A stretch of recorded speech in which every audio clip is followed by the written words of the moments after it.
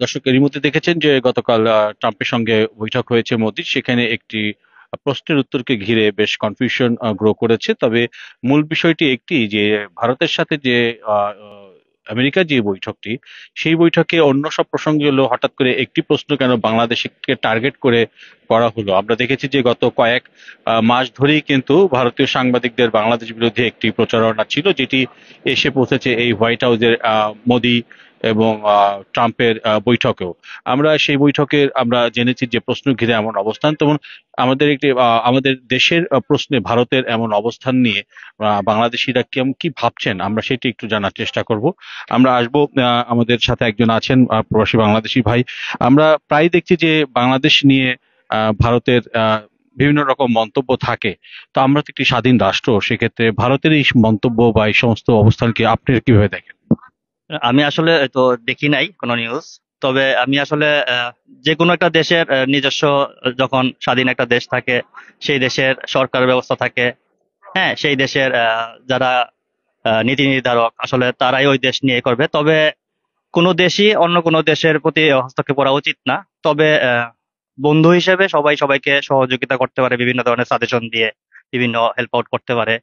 এটা কাঠামোগত হইতে পারে বা পলিসিগত সাজেশন দিয়ে হইতে পারে। বাট অ্যাকচুয়াল একটা ডিসিশন একটা কান্ট্রির জন্য ওই দেশের নীতি নির্ধারক বা সরকারে যারা আছে তারাই নেওয়া উচিত। এখানে দুইটা আলাদা দেশের বৈঠক, সেখানে তৃতীয় দেশের প্রসঙ্গটি টেনে আনা কতটুকু বাস্তবসম্মত? এটা আসলে ধরেন আমরা যদি লিটারালি দেখতে চাই, আসলে জিনিসটা মানে আমরা যেভাবে দেখতে চাবো সেভাবে ব্যাপারটা দাঁড়াবে, তাই না? এখন আমি আসলে দুইটা আলাদা দেশ হিসেবে চিন্তা করতেছি না। হয়তোবা পুরো ওয়ার্ল্ড ওয়াইডই হয়তো সবাই একটা দেশ আর একটা দেশ কোনো একটা নিয়ে যদি কনসার্ন থাকে, সেটা নিয়ে ওরা আলোচনা করতেই পারে, সেটা নিয়ে ডিসকাস হইতেই পারে। এখন যদি কনস্ট্রাকটিভ একটা ডিসকাশন হয়, দ্যাটস গুড। যদি সেটা উদ্দেশ্য প্রণোদিত হয়। কোনো দেশের প্রতি কোনো দেশের উদ্দেশ্য প্রণীত কোনো কিছু তো ভালো না, এটা তো সবাই জানি আমরা। দর্শক, আমরা আসলে মন্তব্য জানছিলাম, আমাদের সাথে আমরা একটা আরেকজনকে যুক্ত করতে চাই। বাংলাদেশ একটি দেশ, সে দেশে আমরা প্রায় দেখি যে ভারতীয় গণমাধ্যমের একটি অ্যাটাক থাকে, যেটি আমরা এখানেও দেখলাম। এই একটি স্বাধীন দেশের উপরে আর একটি দেশের এই প্রেস কনফারেন্স একটি উঠে আসাটাকে আপনি কিভাবে দেখেন? আসলে আহ, এটা এখন এক এক মানে ওদের দেশের গণমাধ্যম গুলোর আসলে মানসিকতার উপর ডিপেন্ড করে। যে হচ্ছে ওরা মানে দেখা যায় যে নিজেদের মধ্যে অনেক সমস্যা থাকে, সেগুলো নিয়ে আসলে ব্যস্ত না হয় ওরা আসলে পাশের দেশের মানুষের কি অবস্থা, তাদের মধ্যে কি যাচ্ছে, তাদের দেশের রাজনৈতিক পরিস্থিতি নিয়ে খুব মানে শঙ্কিত থাকে আর কি। তো এটা আসলে ডিপেন্ড করে যে ওদের এই আর কি।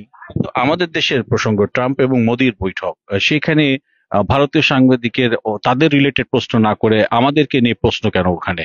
এবং এই যে বাড়াবাড়িটাকে আপনি কিভাবে দেখেন একজন বাংলাদেশের নাগরিক হিসেবে? এটা এখন পার্শ্ববর্তী দেশ হিসাবে ওরা হয়তো আমাদের অনেক অভ্যন্তরীণ বিষয় নিয়ে ওরা অনেক কিছুতে নাক গলায়। তো জিনিসটা আসলে একদিক থেকে চিন্তা করলে যে হচ্ছে আমাদের সার্বভৌমত্বের ব্যাপার থেকে চিন্তা করলে হচ্ছে মনে হয় যে এটা একদিকে উচিত না। আবার হচ্ছে যদি আমরা সামগ্রিক আমরা একটু যদি একটু ব্রডার আইতে দেখি, আমরা আমরা আমরা আরো কিছু বক্তব্য নিব।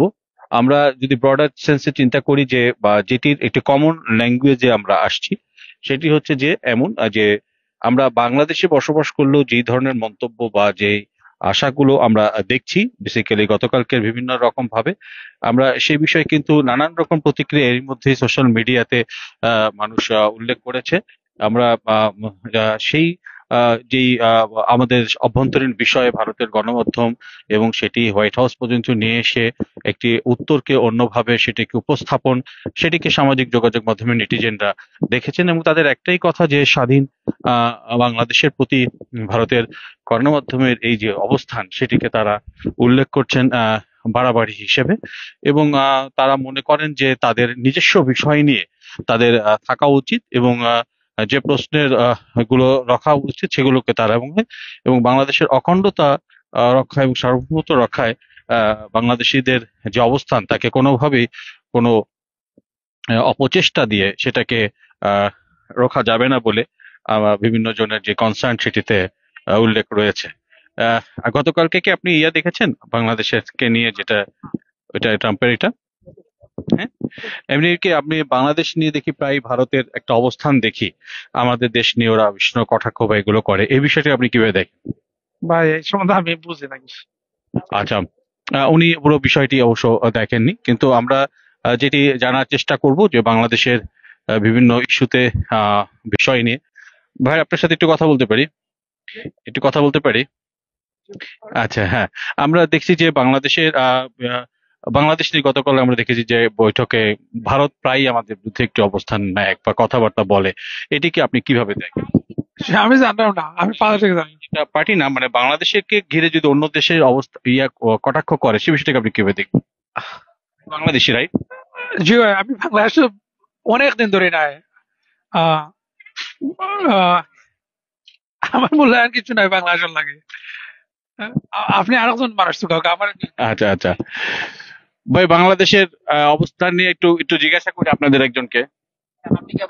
একটা মিনিট বলেন। হ্যাঁ, বাংলাদেশ নিয়ে আমরা দেখছি যে ভারতের বিভিন্ন অবস্থান নিয়ে মন্তব্য করা, এইটাকে আপনি কিভাবে দেখেন?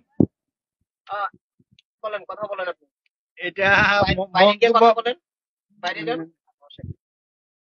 মন্তব্য তো আসলে ভালো না। পাশাপাশি দেশ সে হিসেবে সমঝোতা বজায় রেখা সুষ্ঠুভাবে আগায় যাওয়ার জন্য আলাপ আলোচনার মাধ্যমে স্বাভাবিক সম্পর্ক শিথিল রাখলেই মনে হয় ভালো হয়। হ্যাঁ, আমরা সেটি আসলে মূলত জানতে চাই বা দেখতে চাই যে যেই ভূমিকাটি থাকা উচিত সেটি কিন্তু আমরা দেখছি না, বা সেটিকে ভিন্নভাবে উপস্থাপনের একটি চেষ্টা। আমরা যাদের সাথে কথা বলেছি, আমরা একটু একটু একটা মিনিট ওর সাথে কথা বলতে চাই। আপনি তো বাংলাদেশ নিয়ে দেখেছেন যে ট্রাম্পের মন্তব্যকে ভারত বিভিন্নভাবে এটাকে উপস্থাপন করেছে, এটিকে কিভাবে দেখেন? এটা খুব পজিটিভ ভাবে দেখি, খুবই পজিটিভ ভাবে দেখি এই কারণে যে আমেরিকার গভর্নমেন্টের সঙ্গে আমি কাজ করি, সুতরাং আমি জানি what happen the next. So আমেরিকার পররাষ্ট্রনীতি কত চেঞ্জ হবে না, এবং আগামী ভবিষ্যতে আপনি দেখবেন যে বাংলাদেশে আমেরিকার সহযোগিতা আরো বাড়বে। আচ্ছা, না আমার কথা হচ্ছে বাংলাদেশ নিয়ে প্রায় ভারত কটাক্ষ করে থাকে, এইটিকে কিভাবে দেখেন? এটি স্বাধীন রাষ্ট্রের উপরে তাদের যে ইয়েটা। এইটা হচ্ছে যে এটা হচ্ছে ভারতের এটা মুদ্রা রোগ। মুদ্রা রোগ কিছু কিছু ব্যাড হ্যাবিট থাকে না, ওরকম।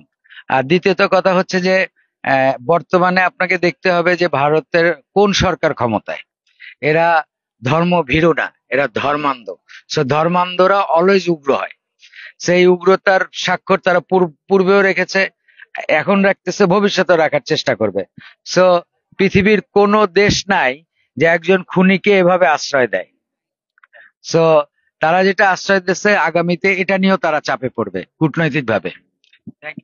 আমরা বিভিন্ন রকম প্রতিক্রিয়া পেলাম, এটা আসলে আমরা দর্শকদের প্রতিক্রিয়া নির্ভর এটি।